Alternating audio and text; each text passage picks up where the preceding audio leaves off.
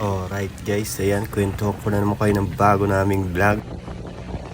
Pupunta naman kami sa event. Siyempre, birthday party naman ang pupuntahan natin yung araw na to. Ito yung linggo to. O diba, napakaganda magbiyahe pag talagang mga papunta ng probinsya, no? Ayan, napakaganda ng daanan, walang traffic, walang ka-traffic. Lawak pa na kalsada. Siyempre, inakyat na namin itong tuktok namin. Inakyat na namin sa bundok. At dyan ay naliligaw na kami pala. Lagpas na kami, sobra na kami sa pag-iibenta namin. Buti na lang, may napagtanungan kami doon sa may bandang dulo. Ayan, kung saan malapit na yung dead end.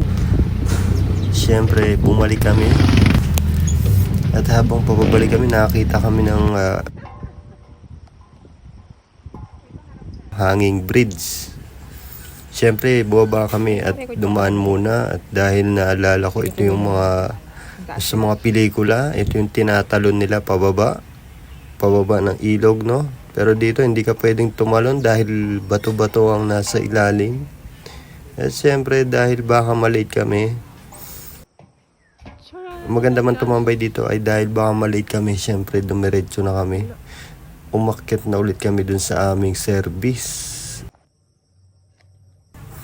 Kita mo naman. O, di ba? At syempre, maaga kami kaya pinakain muna kami agad.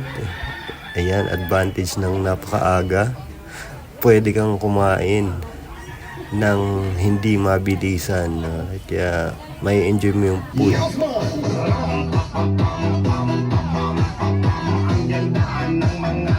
O diba, ang gagaling na sumayaw at siyempre nagpa-games.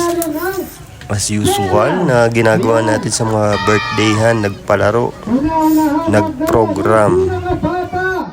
Baby cute, pinakabata at baby cute. Pinaka-cute na baby, go! Yung pinakabata. Tama ka? Ay, bring me.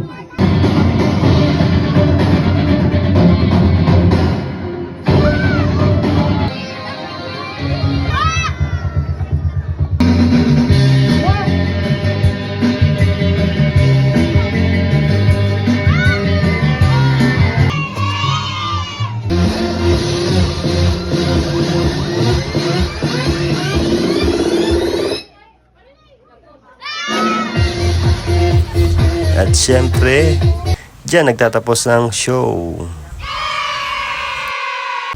At ayun na nga, bumiyahe na ulit kami pauwi. At dyan nagtatapos ang vlog na to. Iabangan nyo ulit sa susunod and goodbye!